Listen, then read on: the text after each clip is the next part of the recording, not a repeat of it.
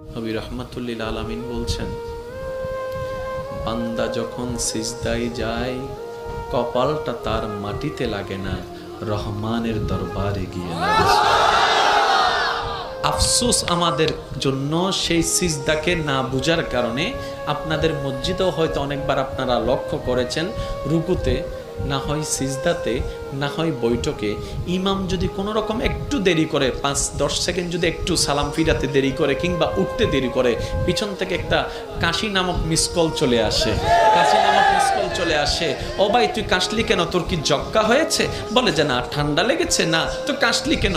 বলে যে হুজুরকে একটু সিগন্যাল দিলাম। কিসের সিগন্যাল? বলে যে আমার 3 তাসবিহ শেষ হয়েছে। হুজুর আপনারটা শেষ হলে আপনি এবার তুলতে পারেন, আপনি এবার মাথাটা তুলতে পারেন, আপনি এবার মাথাটা তুলতে পারেন। হুজুর আমার তাশাহুদ শেষ হয়েছে, দরুদ শেষ হয়েছে, আপনার শেষ হলে আপনি এবার সালামটা ফিরাতে পারেন। কিরে ভাই, নামাজ তো মওলার সামনে দাঁড়ানোর একটা সুবর্ণ সুযোগের নাম, নামাজ তো গুনাহ মাফের একটা জারিয়ার নাম, নামাজ তো রবের রহমত পাওয়ার একটা জারিয়ার নাম।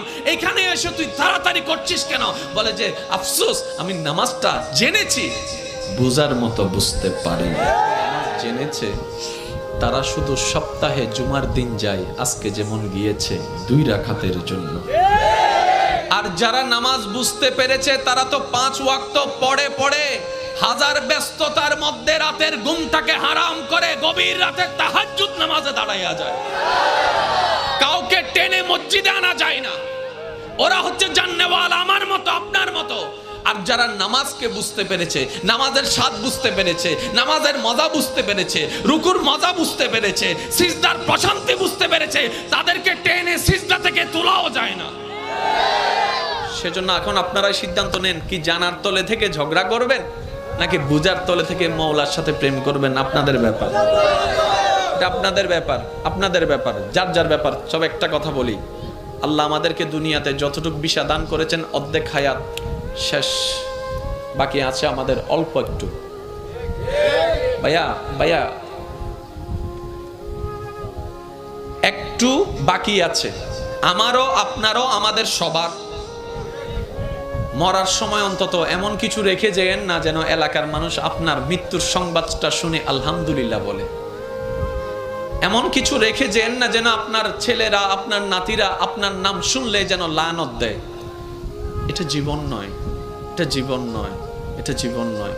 এমন একটা জীবন বানান যেন আপনার মৃত্যুর সংবাদটা শুধু আপনার পরিবারের মুখে চোখের মধ্যে মলিনতা আর অশ্রু আনবে না, শুধু আপনার আশেপাশে পরিচিতরা পর্যন্ত বলবে, আহ আফসোস, আজকে একজন নেককার বান্দাকে হারিয়ে ফেলেছি, আজকে একজন মায়ার মানুষকে হারিয়ে ফেলেছি, আজকে একটা মমতার মানুষকে হারিয়ে ফেলেছি। যেভাবে সিদ্দিকে আকবরের দুনিয়ার থেকে যাওয়ার পরে জগৎ কান্না করেছে, ফারুকে আজম যাওয়ার পরে জগৎ কান্না করেছে, ওসমান ও আলী যাওয়ার পরে জগৎ কান্না করেছে, ইমাম হোসেন কারবালায় শহীদ হওয়ার পরে 2022 সালে চট্টগ্রামের মানুষ পর্যন্ত কান্না করছে। আল্লাহু আকবার।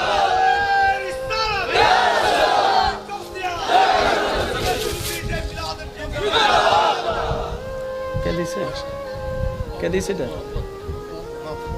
মাশাআল্লাহ, মাশাআল্লাহ, মাশাআল্লাহ, আলহামদুলিল্লাহ। আমি রাখছি, সবাই বলেন একবার মারহাবা। তাহলে একটার নাম জানা।